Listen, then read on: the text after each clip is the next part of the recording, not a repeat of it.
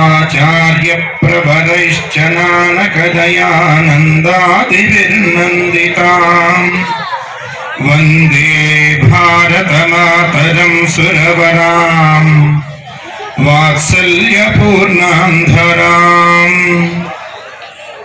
సీతాలక్ష్మణ హనుమత్సమేతుడైనటువంటి శ్రీరామచంద్రమూర్తి పాదపద్మములకు శిరస్సు వంచి నమస్కరిస్తూ, శ్రీ గోవిందమాంబ వీరబ్రహ్మేంద్రులకు శిరస్సు వంచి నమస్కరిస్తూ, త్యాగానికి, తపస్సుకు, తాత్విక చింతనకు, ఆధ్యాత్మికతకు, అద్భుతమైనటువంటి ఆవిష్కరణలకు, అన్నింటికీ మించి ఆదర్శ జీవన విధానానికి ప్రతీకలైనటువంటి నా పూర్వ ఋషి పరంపరకు శిరస్సు వంచి నమస్కరిస్తూ, వారికి ప్రతినిధిగా ప్రతిరూపంగా ఈ లోకంలో సంచరించి నాబోటి వారిని ఎందరిలో తీర్చిదిద్దినటువంటి మద్గురు వర్యులు శ్రీ శ్రీ శ్రీ యోగి అచలానంద స్వాముల వారికి శిరస్సు వంచి నమస్కరిస్తూ, ఆశయం అంటేనే త్యాగము. నాటి దదీచి నుండి, విశ్వామిత్రుడి నుండి నేటి గురువుల వరకు అందరూ కూడా దేశ ధర్మాల కోసం త్యాగాలు చేసినటువంటి వారే, పోరాడినటువంటి వారే, తమ తపస్సును అర్పణ చేసినటువంటి వారే. వారందరికీ ప్రతినిధిగా వేదిక మీద అలంకరించి ఉన్నటువంటి శ్రీ అమృతానంద స్వామి వారికి శిరస్సు వంచి నమస్కరిస్తూ, స్వామి వివేకానందుడు లండన్ వీధుల్లో నడుస్తూ ఉంటే ఓ వ్యక్తి తారసపడ్డాడట. ఏమయ్యా, మీ ఊరిలో, మీ దేశంలో ఉండేటువంటి స్త్రీలకి గర్వం ఎక్కువ అనుకుంటాను అన్నాడట. ఎందుకు మీకు అలా అనిపించింది అంటే, భారతీయ స్త్రీలను ఎవరినైనా షేక్ హ్యాండ్ అడిగితే షేక్ హ్యాండ్ ఇవ్వరు, ఎందుకని అన్నాడట. అంటే స్వామీజీ అన్నారట, మీ రాణి విక్టోరియా మహారాణి ఉంది కదా, ఎప్పుడైనా విక్టోరియా మహారాణికి నువ్వు షేక్ హ్యాండ్ ఇచ్చావా అని అడిగారు.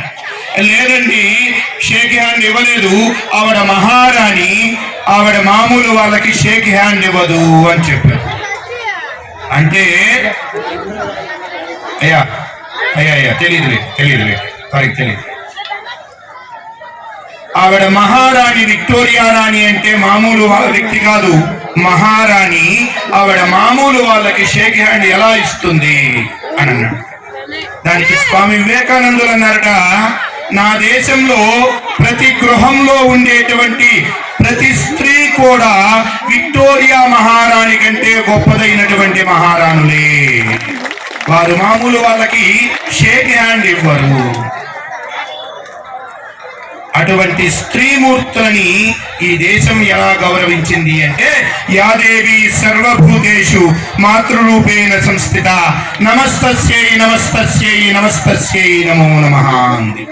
కనిపించేటువంటి మాతృమూర్తుల రూపంలో ఆ జగన్మాతే అధివసించి ఉంటుంది అని భావించేటువంటి నేల ఇది. ఈ నేలలో పుట్టినటువంటి స్త్రీమూర్తులందరికీ కూడా, ఈ ప్రాంతంలో ఉన్నటువంటి మహిళామూర్తులందరికీ కూడా ప్రతినిధిగా వేదిక మీద అలంకరించి ఉన్నటువంటి అమ్మ విజయలక్ష్మి గారు. విజయలక్ష్మి ఎంత గొప్ప పేరో చూడండి. పేరులో విజయం ఉంది, పేరులో లక్ష్మి ఉంది. అమ్మ ఆశీర్వదించండి. ఆ విజయలక్ష్మి అమ్మ అంటే నుదుటన తిలకం. ఈ సంస్కృతికి, ఈ సంప్రదాయానికి ప్రతీకగా తన విజయలక్ష్మి అనేటువంటి పేరుని సార్థకం చేసుకున్నటువంటి అమ్మ విజయలక్ష్మి గారికి అన్నింటికీ మించి ఈ కార్యక్రమాన్ని ముందు ఉండి నడిపిస్తూ, మా గురుదేవుల పూర్వాశ్రమంలో పేరు పెల్లూరి వెంకట సీతారామాంజనేయ శర్మ గారు. ఆ సీతారామాంజనేయ అనే పేరు వినగానే నాకు చాలా ఆనందం కలిగింది. ఇంతటి మహత్తరమైనటువంటి కార్యక్రమానికి రూపకల్పన చేసి నడిపిస్తూ ఉన్నటువంటి సీతారామాంజనేయుల గారికి మరీ ముఖ్యంగా 1990 ప్రాంతంలో కాశ్మీర్లో ఉన్నటువంటి కాశ్మీరీ పండితులంతా ఒక భ్రమలో బ్రతికారు. ఏమని అంటే, నేను మిద్దె మీద కట్టాను, రోజుకొక గదిలో రోజుకొక పోర్షన్లో పడుకున్నా కూడా నా జీవితం అంతా సాగిపోతుంది. నాకు బ్యాంకులో డిపాజిట్లు పెంచాను, పొలం పక్కన పొలం కొనుక్కుంటూ వెళ్ళాను. కావలసినంత పొలం ఉంది, కావలసినంత ఆస్తులు ఉన్నాయి, నాకు 2 పిల్లలున్నారు, అందమైనటువంటి భార్య ఉంది, చిన్న కుటుంబము, హాయిగా బ్రతుకుతున్నాను. ఈ ప్రపంచంలో నాకే ప్రమాదము లేదు అని అనుకున్నాను. తెల్లవారేసరికి ప్రతి ఇంటి మీద, ప్రతి ప్రహరీ గోడ మీద కొన్ని రాతలు ప్రత్యక్షమయ్యాయి. నీవు బ్రతకాలి అనుకుంటే నీ ఆస్తులని, ఆడవారిని మా కోసం వదిలిపెట్టి మీరు పారిపోండి అనేటువంటి రాతలు. ఈ రాతలు రాయటమే కాదు, ఇంట్లో ఉన్నటువంటి మగవారిని బయటకు లాగి వెంటబడి నరికి కాల్చి చంపినటువంటి సంఘటన కాశ్మీర్లో 1990 ప్రాంతంలో జరిగింది. ఇక్కడ ఉన్నటువంటి పెద్దలకి చాలా మందికి తెలుసు.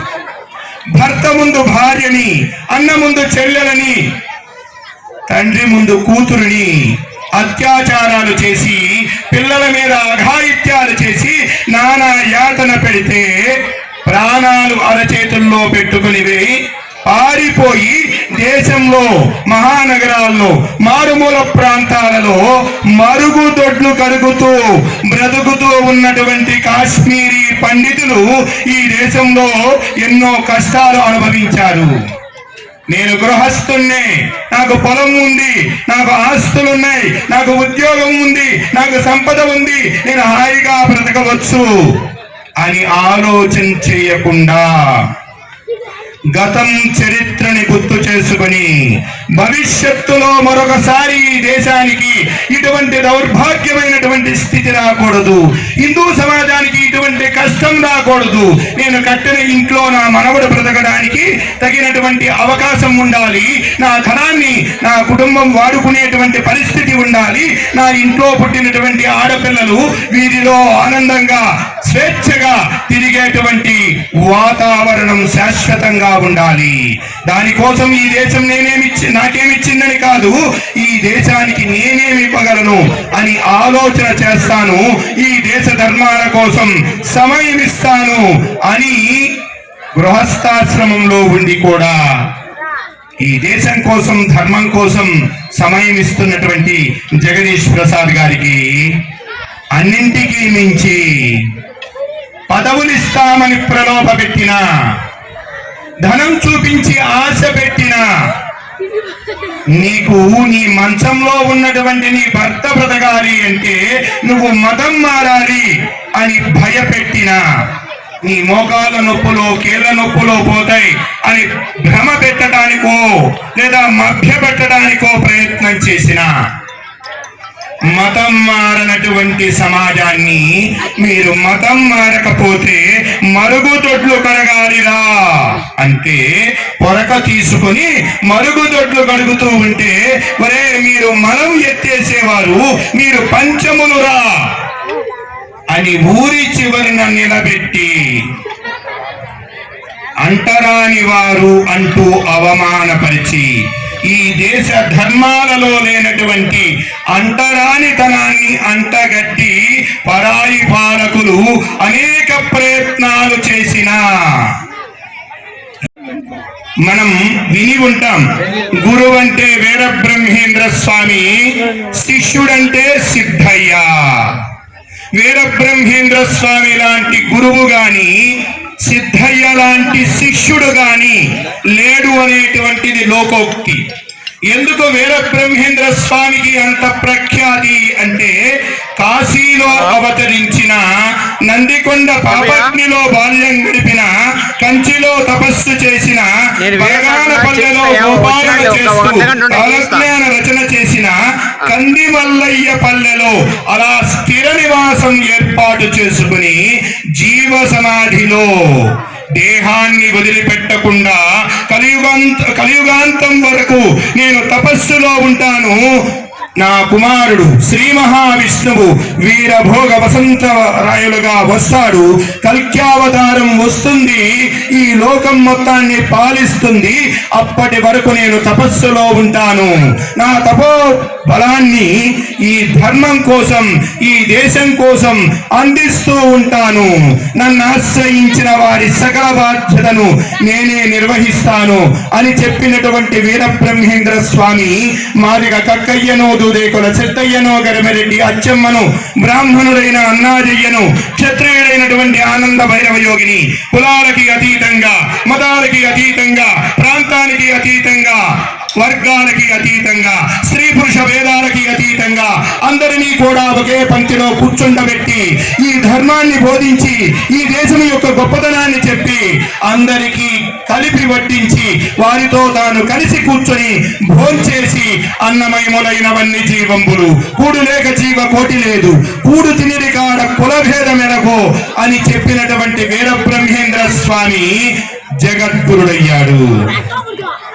మరొక వైపున తాను పుట్టింది మహమ్మదీయులలో అయినప్పటికీ ఈ దేశంలో పుట్టి ఈ దేశం యొక్క గొప్పతనాన్ని గుర్తించి ఈ ధర్మము యొక్క వైభవాన్ని గ్రహించి నా పూర్వులంతా కూడా ఈ ధర్మానికి సంబంధించిన వాళ్ళే, నా మూలాలన్నీ కూడా ఈ ధర్మంలోనే ఉన్నాయి అని గురుని పాదాలు పట్టి వీరబ్రహ్మేంద్ర స్వామి పాదాలు పడితే వీరబ్రహ్మేంద్ర స్వామికి నవాబు సమన్లు పంపిస్తే నేను సమాధానం చెబుతాను, వారి దగ్గరికి మీరు అవసరం లేదు అని చెప్పి గురువు అనుమతి తీసుకుని నవాబు దగ్గరికి వెళ్ళి నవాబు ముందు నల్లరాయికి నమస్కరిస్తే ఒక్కలైనటువంటి నల్లరాయి సాక్షిగా తన గురు భక్తిని, తన గురుని యొక్క శక్తిని నవాబు దగ్గర నిరూపించి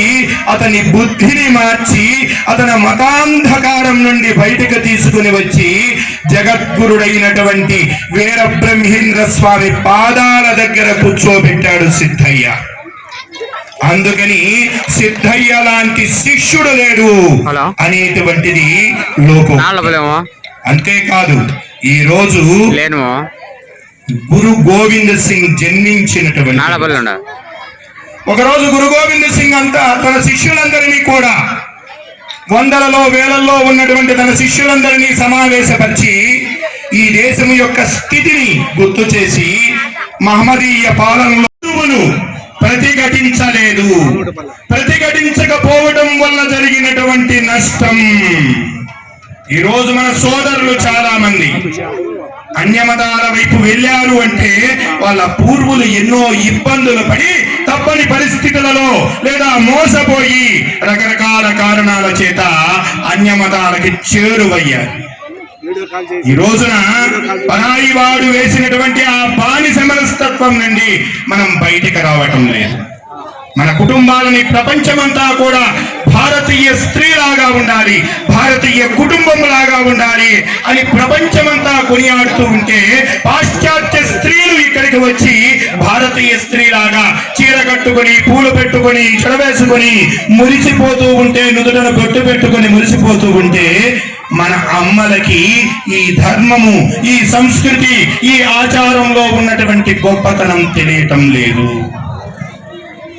దీన్ని తెలుసుకోవడం కోసం, రేపటి తరానికి తెలియచేయడం కోసం, రేపటి తరాన్ని సంసిద్ధం చేయడం కోసం ఈ రోజు హిందూ సమ్మేళనం మనం ఏర్పాటు చేసుకున్నాం. మనం తిరుమల వెంకన్న దర్శనానికి వెళ్తాం, శ్రీశైలం మల్లన్న దర్శనానికి వెళ్తాం, అంజన్న దర్శనానికి వెళ్తాం, దుర్గమ్మ దర్శనానికి వెళ్తాం. క్యూ లైన్ లో నిలబడి ఉంటాం. ముందు ఎవడు ఉన్నాడో పట్టించుకోము, వెనక ఎవడు ఉన్నాడో గమనించము. కానీ వెళ్ళి దర్శనం చేసుకుంటాం, నామస్మరణ చేసుకుంటూ దర్శనం చేసుకుని హాయిగా ఇంటికి వస్తాం. కానీ మన ఊరిలో ఉన్నటువంటి వ్యక్తిని మాత్రం నీది ఈ కులం, నువ్వు గుడిలోకి రాకూడదు అని దూరంగా పెడతాం. ఎవడో డివైడ్ అండ్ రూల్, విభజిస్తేనే పాలించగలము అని చెప్పి సమాజాన్ని విభజించడం కోసం మనలో నూరిపోసినటువంటి అభిప్రాయాలని ఇంకా పట్టుకొని మనం మానవత్వాన్ని మరిచిపోయి వ్యవహరిస్తూ ఉన్నాం. సామాజిక సమరసత రావాలి ఈ లోకంలో. ఎందుకు అంటే అందరము సమానమే, అందరము ఈ భరతమాత బిడ్డలమే అనేటువంటి భావనతో మనం రావాలి. మనం భగవంతుడైనటువంటి శ్రీకృష్ణ పరమాత్మకు వారసం. విదురుని విందు స్వీకరించినటువంటి శబరి ఎంగిలి తిన్నటువంటి శ్రీరామచంద్రుని మనం ఆదర్శంగా తీసుకోవాలి. కక్కయ్య ఇంటికి వెళ్లి భోజనం చేసినటువంటి బ్రహ్మేంద్రుణ్ణి మనం ఆదర్శంగా తీసుకోవాలి. కోతుల్ని కొండపుచ్చుల్ని ఆలింగన చేసుకున్నటువంటి శ్రీరామచంద్రుని దారిలో మనం నడవాలి. కాబట్టి గుహుని ఆలింగన చేసుకున్నాడు. ఎవరిని దూరంగా పెట్టాడు? రామచంద్రుడు. రాముడి కంటే మనం గొప్పవారిమా? కృష్ణుడి కంటే మనం గొప్పవారిమా? కాబట్టి చెరుకు గడక విలువ ఏమిటి అంటే దాంట్లో ఉండేటువంటి తీయదనం. వెదురు గడక విలువ ఏమిటి అంటే దాని చక్కదనం. ప్రక్క కొమ్మలు రాకుండా నిలువుగా నిటారుగా పెరిగితే దాని విలువ ఉంటుంది. గొర్రెకు విలువ ఏమిటి అంటే దాని బరువు, దాని వన్నె. మరి మనిషికి విలువ ఏమిటి? మనిషికి విలువ ఏమిటి అంటే మానవత్వం. ఆ మానవత్వాన్ని మరిచిపోతే వీడు మనిషి కాదు, పశువు. ఈ రెండు చేతులు ఉన్నందుకు విలువ ఏమిటి అంటే రెండు ఒక చోటకి ఒకదాని పక్కన ఒకటి చేసి 5-10 చేసి పెద్దలకి నమస్కరించడం కోసం ఈ చేతులు ఇచ్చాడు భగవంతుడు. అంతేకాదు ఈ రెండు చేతులు కలుపుతూ భజన చేయటం కోసం, మంచి పని చేసిన వాడిని మెచ్చుకోవడం కోసం, మనలో ఉన్నటువంటి వ్యక్తి విజేతైనటువంటి వ్యక్తిని మనం అభినందించడం కోసం, భగవంతుణ్ణి స్తుతిస్తూ భజన చేయటం కోసం ఈ రెండు చేతులు ఇచ్చాడు. అంతేకాదు నువ్వు తినటం కోసం నీ చేతులు లేకపోయినా తినగలవు. 4 కాళ్ళ జీవులన్నీ కూడా తల కిందకు వంచి నిరంతరం తింటూనే ఉన్నాయి.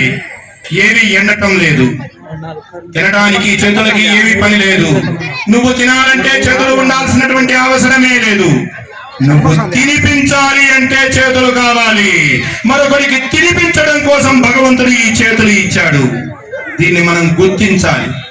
మన దగ్గర ఉన్నది ఎంతో కొంత సమాజంలో నిమ్న వర్గంలో ఉన్నటువంటి వారు, దీనంగా హీనంగా బ్రతుకుతున్నటువంటి వారు, ఇబ్బందుల్లో ఉన్నటువంటి వారికి నీ దగ్గర ఉన్నది సమర్పణ చేయటం కోసం, దానం చేయటం కోసం ఈ చేతులు ఇచ్చాడు భగవంతుడు. ఇది ధర్మం చెప్పేటువంటి సత్యం. ఆకలితో ఉన్న వాడికి అన్నం పెట్టడం కోసం, కష్టంలో ఉన్న వాడికి చేయి అందించడం కోసం, మానసికంగా ఇబ్బంది పడుతున్నటువంటి వాడికి నేనున్నాననే భరోసా కల్పించడం కోసం ఈ మాట ఇచ్చాడు. మీలో ఎవరికైనా మందర పేరు పెట్టారా? మందర పేరు పెట్టారా? మీ పిల్లలకి ఎవరికైనా పెడతారా? కొన్ని శూర్పణఖ పేరు పెడతారా? పెట్టరా? పెట్టరా? కొన్ని తాతకి పేరు పెడదామా మనవరాలు పుడితే? ఎందుకని? మందర హిందువే. మరి ఎందుకు పెట్టం? పాడు పనులు చేసిన వాళ్ళ పేర్లు మనం మన పిల్లలకే పెట్టడానికి ఇష్టపడము. కానీ పాడు పనులు చేసినటువంటి వాళ్ళ పేర్లు దేశమంతా పెట్టుకొని కూర్చున్నాం ఈ రోజున. వీధులకి, వాడలకి, ఊర్లకి, పోలీస్ స్టేషన్లకి, రైల్వే స్టేషన్లకి, విమానాశ్రయాలకి దౌర్భాగ్యుల పేర్లు పెట్టుకొని కూర్చున్నాం. రావణుడు గొప్పవాడే, పరమశివ భక్తుడు, కానీ చేసింది తప్పు. కానీ నా మనవడికి రావణ అని పేరు పెట్టిన వాళ్ళు ఎవరన్నా ఉన్నారా? ఉన్నారా? రాముడి పేరు పెట్టిన వాళ్ళు ఎవరన్నా ఉన్నారా? రాముడు ఎన్నో కష్టాలు పడ్డాడు. తండ్రి గౌరవాన్ని నిలబెట్టడం కోసం అరణ్యవాసం చేశాడు. భార్యను గౌరవించాడు. ఆ భార్య కోసం రావణుడితో తలపడ్డాడు. సోదరులు అందరినీ కలుపుకొని వెళ్ళాడు. ఇది మన కుటుంబ వ్యవస్థ. కలిసి భోంచేయాలి. రోజుకి ఒక్కసారైనా ఇంటికి వచ్చినటువంటి అతిథికి భోజనం పెట్టాలి. భజన్, భోజన్, భాష, భూషణ్, భవన్, బ్రహ్మన్, ఈ 6 విషయాలు ప్రతి వాళ్ళని గుర్తు పెట్టుకోవాలి. రోజు భజన చేయాలి, దేవాలయ కేంద్రం దగ్గరికి వెళ్ళాలి, భగవంతుని గుర్తు చేసుకోవాలి, కలిసి భోజనం చేయాలి, మంచి భాష మాట్లాడాలి, మన ఇంటిని హిందూ సంస్కృతికి ప్రతీకగా నిలబెట్టుకోవాలి. పెద్దల ఫోటోలు ఉండాలి. మన ఇష్టదేవత ఫోటో 10 మంది వచ్చి కూర్చునే చోట కనిపించాలి. మన ఇంట్లో ఎక్కడో ఒక చోట ఓంకారం కనిపించాలి. మన ఇంటి మీద కాషాయ ధ్వజం కనిపించాలి. మనం హిందువులము అని చెప్పి మన నుదుటన ఇంటిలో నుండి బయటికి వచ్చేటప్పుడు నుదుటన బొట్టుతో బయటికి రావాలి. ఇంటిలో ఉన్న బొట్టుతోనే ఉండాలి, బయటికి వచ్చిన బొట్టుతోనే బయటికి రావాలి. కాబట్టి మనకు దగ్గరలో ఉన్నటువంటి పవిత్ర క్షేత్రాలని వారానికో 10 రోజులకో వీలు కాకపోతే నెలకు ఒక్కసారైనా సందర్శన చేయాలి. మన ప్రకృతిని మనమే కాపాడుకోవాలి. ఉమర్ ఖలీం అనేటువంటి వ్యక్తి